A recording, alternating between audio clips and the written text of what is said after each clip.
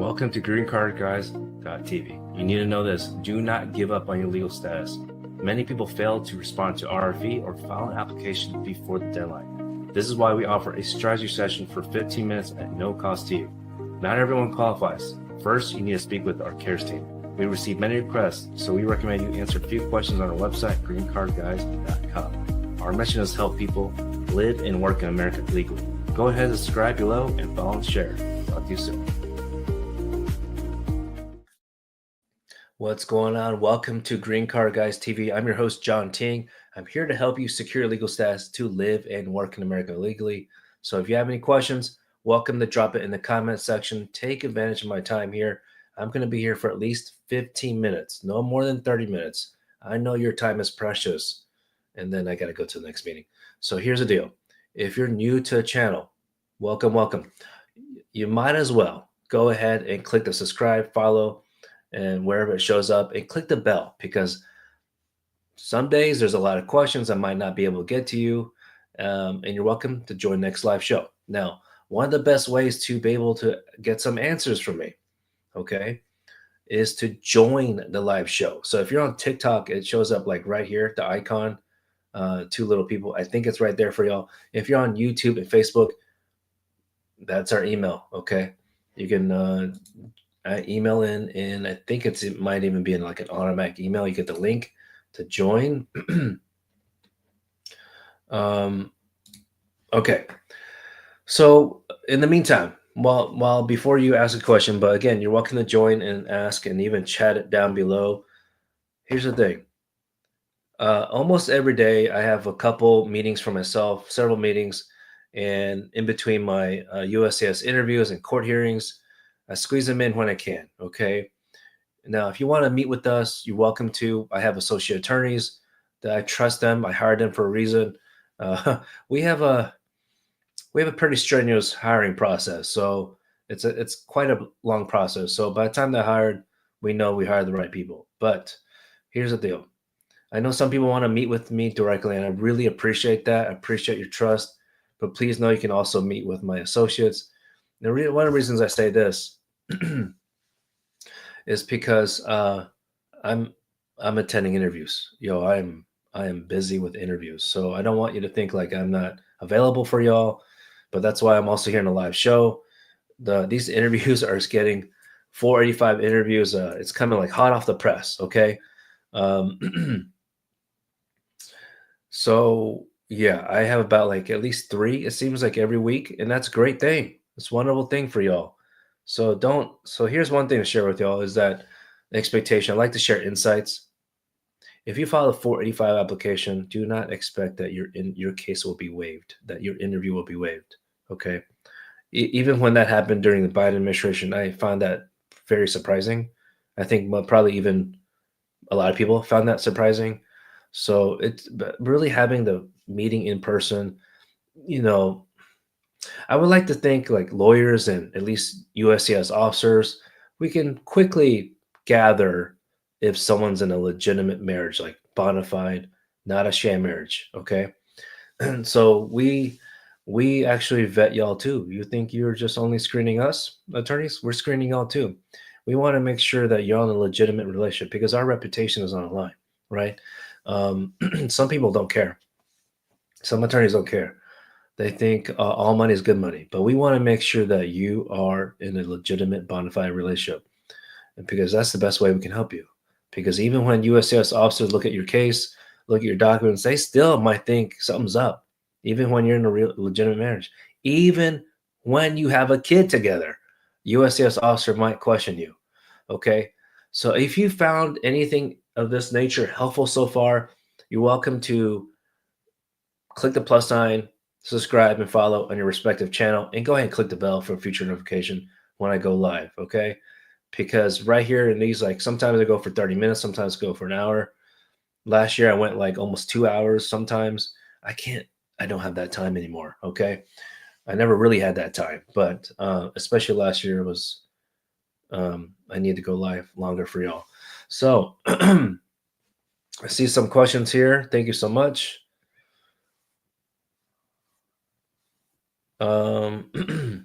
And when you get a moment, Just scroll through my profile, check out some of those videos, because oh man, I'm recording my marketing team is like, yo, John, we need to get you sitting down or walking, I guess, to record some videos. So I'm really trying my best to pump out those videos for y'all. Even if you email in, if you have like if it's especially urgent situation. I mean, I know a lot of y'all think it's for urgent for yourself, but seriously, if there's like a deadline coming up, you just need something's coming up, right? And you need some insights. Email us, okay? We don't want you to run into a situation where it's like shoulda, woulda, coulda, and then, or even if you have an attorney now, an attorney, um, and you may have incorrectly thought that that person was going to do something for your case, like file a response to the RFE, file a response to the NOID, do something after the denial letter, and then you find out like 3 months later, like what the WTF, what happened, right? So don't wait too long to contact an attorney. All right, let me scroll back up. Let's see. Thank you so much for your time. Again, I'll be here for probably at least another 10 to 15 minutes. Davi asked NVC steps one. Oh, one doc was missed and you got the notification submitted again. How long does it take to get a reply? I mean, for us, don't know for you, don't know for everyone else, but for us, usually it's about a week or two to get some kind of email from National Review Center saying, essentially like something's still missing or documentary complete or qualified. Okay. Which means the case is in queue for the interview, which also means it could be another 6 months. All right. Someone named So. You heard military spouses filing, they do not have to pay 45 fees. Is that true? No. I mean, yeah, you still have to pay the fees. Unless yeah, you still have to pay the fees. I don't think of there could be a fee waiver. I can't remember from 45. But no, military spouse does not mean you don't have to pay the 485 fees. Keep in mind, USCIS for those officers working on your case, how they get paid, it's not through Congress, it's not through taxpayer money, it's through you. So they definitely want your money. All right, keep that in mind by default. Just keep that in mind. All right, hope y'all doing well. Happy Wednesday. Happy Wednesday. And someone, Kakias, pin your comment. Your spouse, Kakias, your spouse still didn't receive his most recent tax transcript, but you have a qualified joint sponsor. Well, I don't know if your concern is more about the tax transcript or is it more concerned about the joint sponsor? Um, well, you're okay. Maybe you're trying to avoid using a joint sponsor. Most people, we try to help them avoid needing a joint sponsor. But look, I mean, it's May 21st. Yes, we prefer tax transcripts versus the 1040. We prefer the tax transcript. But look, if it didn't come in, still then use the 1040. At least the first 2 pages of it. All right. Well, really, that's only 2 pages. Now, if you owned a company or something, then hey, Curvins, we got your email. My team will reply back. We got a lot of emails. My team has already dropped the email back to you. Okay, so no worries on that.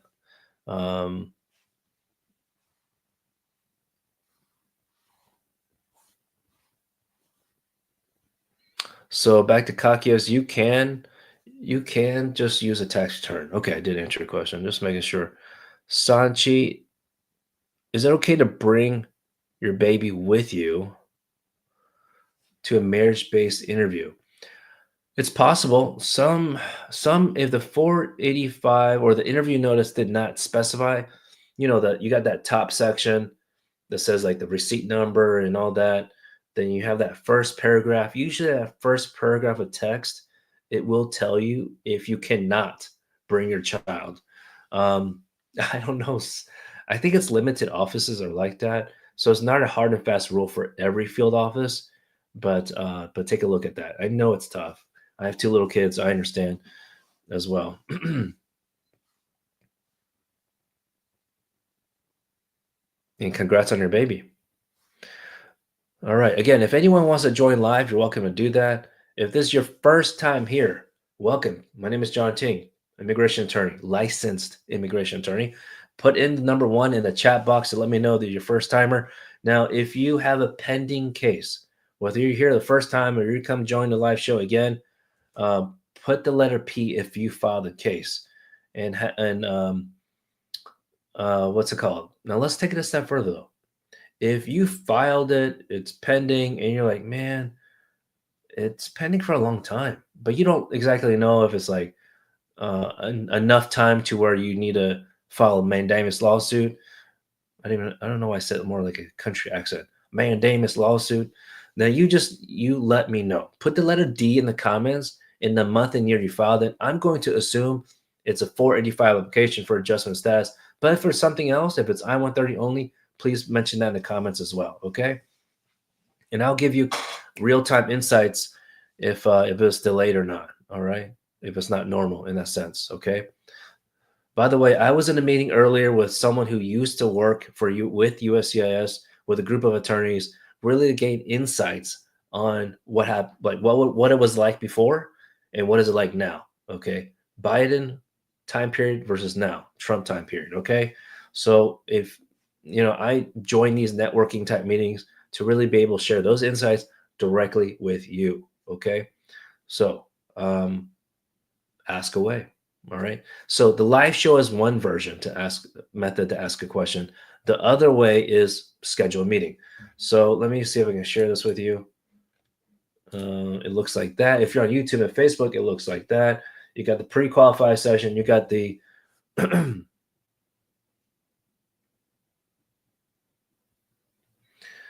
the pre-qualify session, and then you got the second option to meet directly with attorney. If you schedule during the live show, it's only this amount. If you schedule afterwards, then it's going to be a little bit higher for y'all from social media. If y'all on social media, then it's 5050. No, not the other kind of 50, not the one on the streets. Okay. But take advantage of it. If you can't call in, but you're like, let me text in at least, can the text in reserve at least for that amount? Yes, you can do that. Okay. I'll tell my team. All right. Now let me answer some more questions here.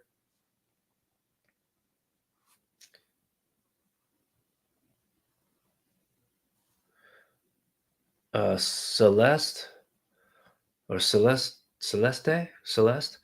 You have an appointment at Juarez, and you're scared, wondering what you need for the appointment. It's quite a few documents. That's part of representation. But I can tell you, like for example, oh, there's a lot. This could be like 30-minute meeting just for that. Um, well, if it's marriage based, you definitely need the original or certified marriage certificate, and I would go so far as to say the proof of citizenship. So if it's based on birth of U.S. citizenship, then bring that as well of your spouse, not just you. Okay, the spouse, the U.S. citizen spouse, or the resident spouse, depending on your situation. Okay, sometimes I appreciate this question. I'm always happy to answer to the extent I can on a live show. Sometimes the government websites don't share exactly the real time situation of what the consul embassy needs. It's frustrating. I am frustrated for y'all. If you couldn't sense that from my prior live shows, okay. Um, and just to put it out there, though, okay, that I have some old ass videos. Okay, excuse my French.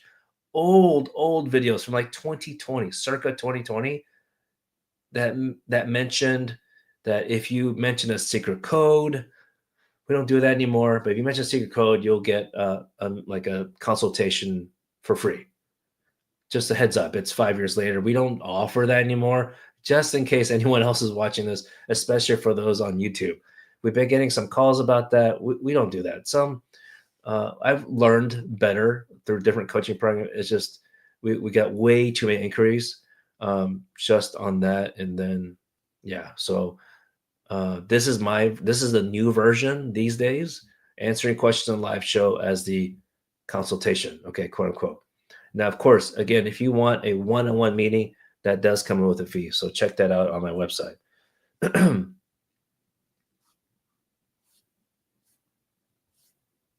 Okay, let's go to the next person.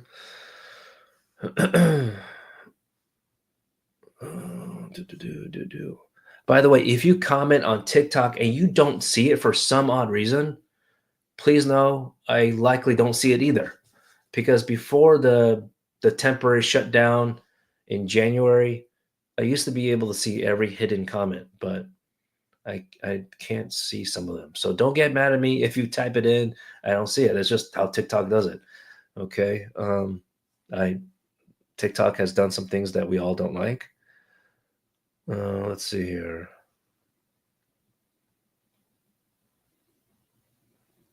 Breaking Chains Ministry. You're still waiting for a date on your N400 interview, but your daughter will be 18 in July. Okay. That should still be okay because as long as the application. Well, how long have you been waiting in general, though? If you've been waiting a long time, if it's been like at least a year, we may consider filing a lawsuit.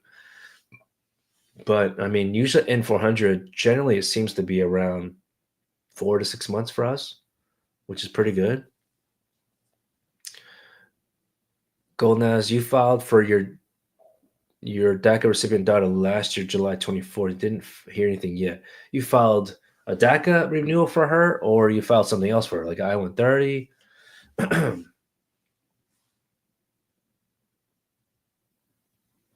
Okay, I know we got someone on YouTube. Let me get to this person's question. Romar's question: if your waiver is granted or approved, is your still on file or record on USCIS? Yeah, so you're referring to like maybe an older application. You lost the information, you lost the documents, the form, or even the notices. You can request a FOIA. FOIA is an acronym for Freedom of Information Act. Okay, I consider like the old school way that journalists could get information from a government agency before the new age of social media, like Twitter came out and all that. So this is a government is in like a local area. They call it something similar, public information request. Okay. So yeah, we can do that. Actually, I had a meeting with someone earlier, and we need to do the same thing because their records are probably 20 years ago. It's a long time ago. So it's still possible. Okay, again, if you found any of this information helpful and you have not followed yet on a respective channel, go ahead and do that and click the bell for future notification because I don't know when I go live. My marketing team doesn't like that because they want to prepare in advance the schedule, and it's just whenever I can get to it. Going live is like my second job. All right, see, we got someone, Mishka. What's up, Niha? Hello, Mishka. How are you? Hi. How can I help you? So I am eligible to apply for citizenship under the 3-year rule next year. Okay, great. But my husband and I, we don't have a mortgage. We don't have a lease. The car's under his name because he's owned it since before I got here. So I'm kind of worried that I don't have a lot of like solid evidence for my application. So I was just wondering, like, what could I do to kind of like make my case stronger? Mm-hmm. Um, it's hard to say because it's kind of case by case. Do you live together at least currently? Yeah, we do. You saying you don't have a lease together? Where do you live though? Like his parents' We live house with or my in-laws. in-laws? Okay. Hmm. Do any of you pay rent No. even though it's in-laws? Okay. Well, that's good. That's nice. Um, what state do you live in? California. Oh, I don't know why I was thinking California. It's so freaking expensive there too. Okay. So that's understandable. All right. So do you have any where it gets a little tricky in terms of like family expenses? The phone bill is like the typical one that everyone might be like together. Are you on their phone So plan? my husband and I have a phone bill together, but I believe it's only his name on the bill. So Hmm. is that strong enough, or do I need to get my name on Um. that? Or So it's a collective thing. It's not about like just one document strong. I think you know that, but it's still useful because it's usually the first or second page. They show, even if it's just like his name on the bill, that's fine. But on a phone bill, it's actually easier in a sense to help you out because if it has at least two phone numbers, then you can identify like whose number is who, right? And the officer might, if the officer is very detailed, we've had this happen in an interview, like whose number is this and that. So if we notice that there's more than two numbers on the phone plan, we advise a client be ready for them to ask you like what number is that, like the other ones, you know. And as family parents, that's okay. The It's like they're just, these officers are poking at the bear, like who the heck is this, like kind of like a lease also, like there's a secondary occupant, which could be a friend or something. So but yeah, that's one of them. And how long have you been living together? I got here last year, or no, in October 2023. So we've been living together since I got here. Okay. So do you have a bank account together, checking account? No, we don't. Okay, Should well, I? that one's no Should we? excuse. You got to get that done. The lease and mortgage, we understand that part, but officer will say like, WTF, what have you been doing? So did you file your application yet? I haven't. Okay. I'm gonna start preparing it. I'll probably be contacting you guys closer to the time. But I just wanted to know like what Okay. I can do in the meantime. Yeah, in the meantime, you can and if even if you have your own account right now or he has his own, your partner, that's okay. You don't have you can have one of you join each other's account. It only takes one. Whichever one you pick, or maybe you create a new one that's together. You want to try to be as consistent as possible and actually use that one account. I'm not saying that you cannot use your own account anymore, but at least for some, the paying for gas, paying for groceries, something like that, kind of like the everyday type necessities, then you definitely want to use that joint account. Now that could be a checking account or it could be a joint credit card. If you use a credit card, because these days in America, a lot of people want to use points or get points, then use credit card joint together. Then you pay off the joint credit card using that joint checking account. Okay. Okay. We have been on vacations together. We went to Mexico twice to visit family of his. I have been back home once alone just Okay. because of financial reasons. Okay. And then I visited a friend in New York for a short while. That's not going to be an issue. I've never like lived anywhere, but I've obviously visited elsewhere. Like, is it issue that there's not much vacation together? Is that what you mean? No. We've had two vacations, but I know that they say like continuous living, and I have been living here continuously. But I've been back home for a month to visit my grandmother. Yeah. And I went to visit a friend for a short while in Yeah, New York. I mean, in general, Yeah. that's fine, but I'm assuming that's when your visitor visa is still valid. I've never had a visitor's visa. I came as a resident. You came as a. I went through consular processing. Oh, okay. Then what are you trying to do now? You're trying to remove your conditions? What's your next step? Oh no, my next step is to apply for citizenship. Got it. Got it. Oh, and you never had a joint bank account? That's because you went through consular, then you didn't. So how Yeah. long have you been married by the time did you get the 2-year card or 10-year? I got a 10-year card. Aha. I see. So you never really had to do the joint account. So for anyone else who's listening, when you do consular processing, it's kind of like an unspoken thing, but there's no expectation to have a joint account, checking account, when one person like yourself, Mishka, that you're abroad. But yeah, now that you got the 10-year card, so now that you're applying for N400, you don't have to get a checking account. I apologize. I thought you didn't have any status. Oh. Okay, so you don't need a checking account. Yeah. So maybe I missed that. Maybe you mentioned at the very beginning what you were trying to do. So,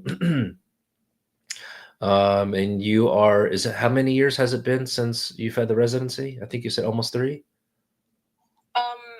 We're coming up to 2, but I know that we don't have a lot of evidence that I've seen, like, when I've Googled, I've seen like the list. We don't have a lot of that evidence. That's why I thought, okay, let me figure out what I need to do in the meantime.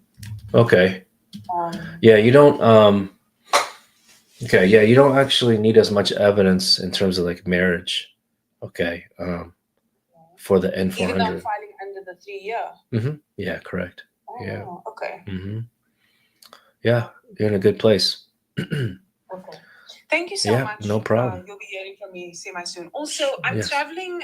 We're doing a vacation soon. I don't have to worry about like re-entry or anything like that, right? that's the that's $1 million question lately, the last 30 months.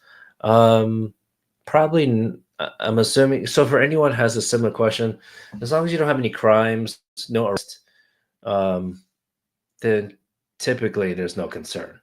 Okay. It's I think the stories of videos that are shown are related to travel. It seems like it's kind of like Florida related, or Georgia, where the local law enforcement is more like particular in terms of Mhm. checking status. Like Texas has a very similar law, but I don't know any cops that are checking here in Texas. Maybe I'm wrong, but in terms of customs, yeah, again, everyone's situation is a bit different, and I don't know why, but in the videos that people share, they don't share extra details. But yeah, expect extra scrutiny. Like they even asked us, you as U.S. citizens, where did you travel? Why did you travel there so long? You know, they're really trying to investigate if like anyone has terrorist activities. I think that's what they're I trying to see. do. You know, so y'all just I know you see those videos online, but don't be afraid to travel, but just be ready on how to respond appropriately. Okay. Okay. Thank you Don't. so You're much. welcome. Take care. Bye. Now, I know you want to maybe punch one of them officers in the face, but don't do that, okay? That would not be good. That would not be good. Okay. Yeah, anyone's welcome to join. I have limited time though. I got maybe 5 minutes or less. Then I got to get going. And I know the Star Boy is on deck, and then after that is Brown. If you can join, what's up, our soul? Okay, what's up, Star Boy? Hi, good afternoon. Um, I have a question I want to ask. I've been here for almost 7 years, and I have a green card for 10 years, and it's time for me to apply for a citizen. But I have so many speeding tickets, and also I have one time they suspend my driver license. I already um, went to court and fight it, and I get my driver license back. But I just have a question. If that because all the ticket I have, some of them is a dismissed ticket, speeding ticket. But I'm just wondering if they're gonna could affect my I-94 I-400 for the application. N400 speeding tickets, Yes. traffic violations. That's all you have. Yes. Okay, as long as it's been resolved, then it's okay. Even if it's not resolved, that shouldn't affect you. But lately, there have been. It depends on the administration, the vibe of the current administration, the policies. The current administration is being nitpicky about everything. Okay, so you do. I would still mention it in the section of the N400 application, all the different traffic violations. Okay, and there's a little column of like what is the result of it, like like you paid a fine, you know, what date was that you paid the fine, things like that. Okay. Okay. All right, hope that helps. Yeah. All Thank right, you. thank you. Yeah, I think in the good old days, maybe with Biden administration or before, you didn't have to put the traffic violations, but like at this point, I mean, and I know it's hard to probably remember all that, but if you have it somewhere in your old emails or something, you might as well put it in. Let's see. No, we got someone named Soul, SU. Let's see. And then someone named Brown. Brown, you got to join down here. It doesn't let me like click on everyone to invite. So, all right. Then y'all be the last two, I believe. So let's get Soul on. Hello. Yeah, hello. What's going on? How can I help you? Uh, how you doing, sir? Good, thanks. But, have a quick question. I have a pending marriage based green card application, and I've been scheduled for an interview, and at the same time, my work permit is expired. So I renewed my work permit, and it says it's been received, and received notice is being sent, but I've not received any receipt notice. So I'm thinking, is it possible they can hold on with my renewal of my green card, my working permit because of my green card interview? But where are you in the case though? You're asking about the work permit, but how far along is your case? So I have a scheduled interview to attend. Oh, okay. All right. Um, when is that? Like, Um, June. okay, that's coming pretty soon. And when did you file your case? 6 months ago. 6 months ago. Okay, you have not received your work permit. That's your main question. So I already had I already had my work permit before I filed this case. Oh, maybe through asylum or something. Exactly. So after I filed the case and my working permit expired, so I renewed it, and it's been saying uh, they've received it, and sends me a receipt notice, but I've Okay. not received any receipt notice till now. But I have received a scheduled interview date. So I was wondering, is it possible because of the interview, that's why I've not received the? Oh no, that's not related. Because your work, that's why I got confused. Your work permit that you're concerned about is about the one through asylum, right? Okay. Yeah, that's two different applications. That's not why. Oh, Mhm. okay. Okay. So Nothing to is worry there about any way on that. do I have to do anything concerning my work permit renewal? No, because you already filed the renewal, right? You're just waiting on it to process. It might not even matter because your interview is your adjustment of status interview or asylum interview. No, I just want status name. Okay, no, that's good. That's great. So, yeah, it might not even matter because even if you get the work permit tomorrow, which you won't, but even you get it tomorrow, you got the adjustment status interview next month, June, and hopefully you get approved. All right. So, Okay. in that sense, I know timing is not the best, but it's still better than most people. So, you might be just fine. Do you have any concerns about your 485 interview? Yeah, I'm just a bit nervous now. Yeah, for sure. Is this, do you have a lawyer to help you? No, not really. And are you living with your spouse? Yeah, I live with my spouse. Okay. All right. Well, if you and where are you guys located? What city and state? Massachusetts. Massachusetts. Okay. Well, depending on our capacity, but if you need an attorney to prepare you and be at the interview, please let us know. Okay, sooner than later, All right. because we're Thank you getting so much. kind of packed. All right. Thank you. Have a great day. So, because hot off the press, these interview notices are coming hot off the presses. We're even for our own current clients that we started from start to finish in that sense, it's almost 2 or 3 a week scheduled. Okay, so if you want our help, uh, let us know sooner than later. As soon as you get the interview notice, and that's the benefit of joining the live show and or listening, watching some of the videos after the fact, some of the tips. I'm not here.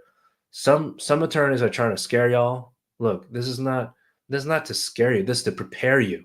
Okay, we're here to prepare you as Trump would think it means like coach you. We don't coach you. We prepare you for the interview because we can't answer the questions for you, but can prepare you because we have give an idea from attorneys to collaborate together. We have about at least the group I'm in, we have about 100 of the I gotcha type of questions, like really ridiculous, stupid questions, like maybe not stupid, maybe silly, ridiculous, like what is the color of your door? I don't know. Let me take a wild guess. Like beige. I mean, I hope you don't have a different color. I don't know, brown, black. but I think beige is like A, B, C, D. Beige maybe might be the best answer. But no, in all seriousness, there's some really ridiculous questions out there. But we prepare you so you had the most peace of mind going into the interview. All right. So, all right. I got a couple questions here. If I'm not able to answer your question, I apologize. I won't be able to because I got to hop off this live show soon.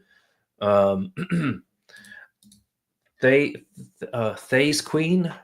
I don't know how to pronounce your name there. Is it safe to travel at AP with DACA? In my opinion, do I think this administration will end DACA? That's two different questions. I can answer the first one.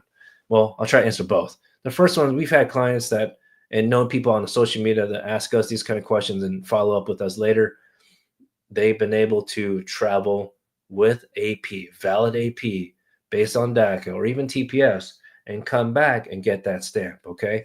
And obviously, you might know this already. That stamp is important for legal entry, for adjustment of status purposes, to have that interview in America, in Estados Unidos. Okay. So, but again, even this anecdote that I'm sharing with you, this is, I have to tell you, this is not legal advice. I'm just sharing insights. If you want legal advice specific for your situation, you have to sign up as a client, really. Okay, so the other thing about, do I think the administration will end DACA? Hell yeah, they've been trying to end DACA. It's not up to administration anymore. It's up to the Supreme Court at this point, I believe. So, but I could be wrong. Yeah, they've been trying. It's ridiculous.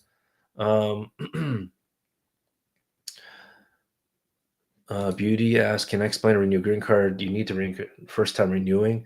Well, so here's a renewing or remove conditions. You need to remove the conditions, one or the other. When you just is your first time doing it, remove conditions is a process, a different application than the I-90. Remove conditions is if it's triggered to file this different form 751 if you have a 2-year conditional resident card. Anytime a CR is definitely conditional resident. You said in the comments here, IR says immediate relative. It should be a 10-year card. Just check your resident status. It says it right on there. Okay, the expiration date, 2 years or 10 years. So if it's the 10-year, then you file the I-90. Don't file the wrong one. You file the wrong one, you might get denied, and you get denied, they're going to keep your money. Okay, and even then, you're not going to get a denial letter like 1 week later after you mail it. It could be like 1 or 2 years later. So the best thing to do, schedule a meeting with our team. All right. Thank you so much. I really appreciate it. Again, if you need your question answered in a more timely manner, schedule a meeting. All right. Thank you so much. Y'all have a wonderful day. Talk to you soon.